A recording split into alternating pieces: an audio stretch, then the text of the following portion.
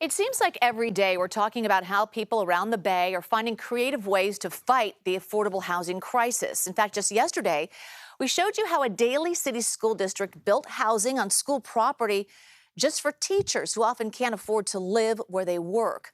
And in San Francisco, there is a push to build more housing for city employees, including Muni drivers that help keep the city moving. Itay Hod introduces us to a retired driver fighting to give current workers the benefits he never had. For 18 years, driver Erwin Lum worked here at the Kirkland Yard bus facility at Fisherman's Wharf, taking San Franciscans wherever they needed to go. I loved it. I miss it. But even though he worked 12-hour days, he couldn't afford to live in the city, commuting to his job from the East Bay. The rents are so extravagant, so high that people with families can't afford to live here.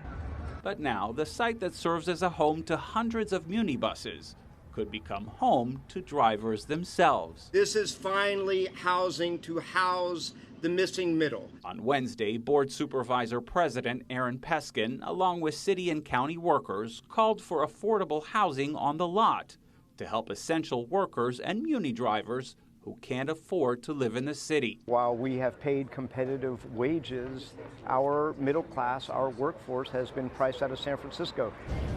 The city has seen many of its drivers leave in droves in recent years, with hundreds of positions sitting empty according to agency data. Let's make sure we get it done. Former San Francisco Mayor Art Agnes said the hope is to build reasonably priced units that will keep drivers from leaving the city. We are in serious competition with surrounding areas to attract the kind of quality of worker that we need to be a success in San Francisco.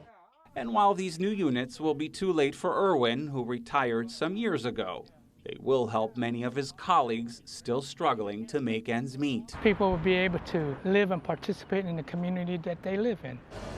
Helping city drivers find decent housing while steering clear of more expensive areas. So we reached out to SFMTA about any plans to build housing at the Kirkland Yard. We'll tell you when we hear back. The agency already has plans to develop housing on its Potrero Yard. At the same time, it gives that entire property a facelift. That work is set to start as soon as next year.